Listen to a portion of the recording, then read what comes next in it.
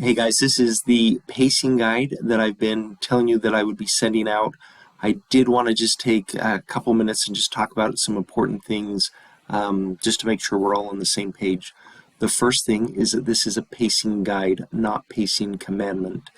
What I mean by that is as you are looking through this, if there are things that you need to adjust, then that is up to you to do so according to the benefit of your students. Please keep that in mind.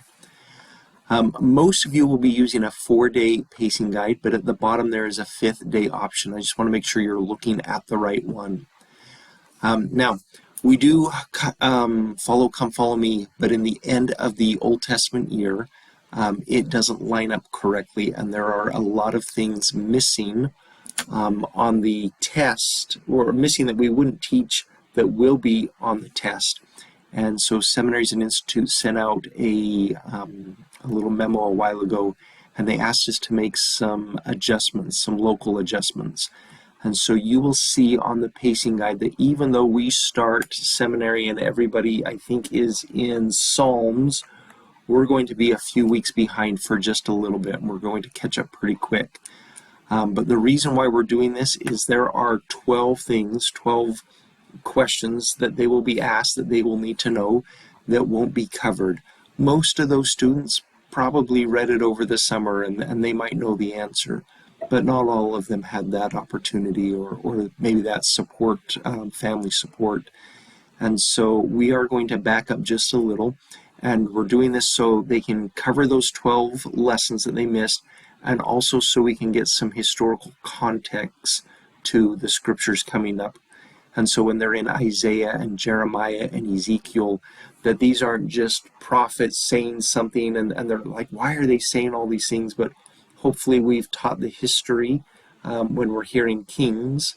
And so when we're in Jeremiah, we're able to say, now remember what was going on in the history of the children of Israel this time, and that's why Isaiah is saying this, or that's why Ezekiel is where he is, or Jeremiah is prophesying like he is. And so we do start a little bit back in 1 Samuel. And again, S&I asked us to make some local adjustments. I think they're trying to fix this for the New Testament year, and hopefully it will be a lot better once we get to the New Testament year. But as of right now, Come Follow Me and the lessons for seminary just don't line up perfectly. There are some days when it has 2 lessons, and so on those days, you pick what you feel is best for your students. Some of those days are doctrinal mastery days. So for example, right here, you could teach Job 1 through 16 or doctrinal mastery Isaiah 5.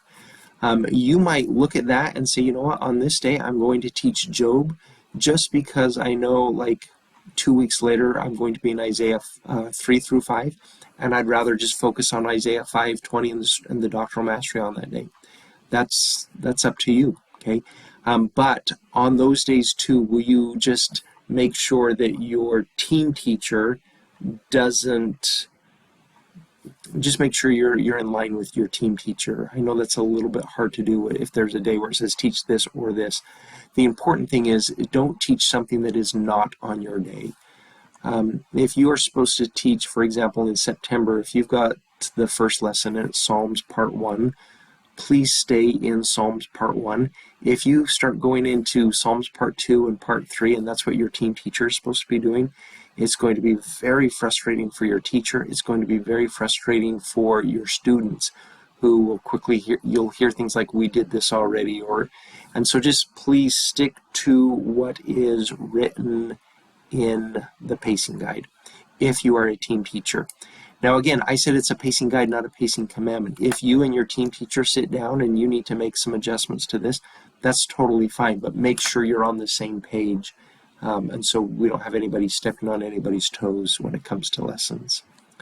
I think that's about it. If you are one last thing, if you are a night teacher, and so myself included and a few others, there's 4 classes, we needed to make some adjustments, and so you're going to be actually on this 5-day schedule, but you're still going to teach it just as if it's, here's Tuesday, Wednesday, Thursday, and then the Friday Canvas day will be 2 of these lessons combined into one.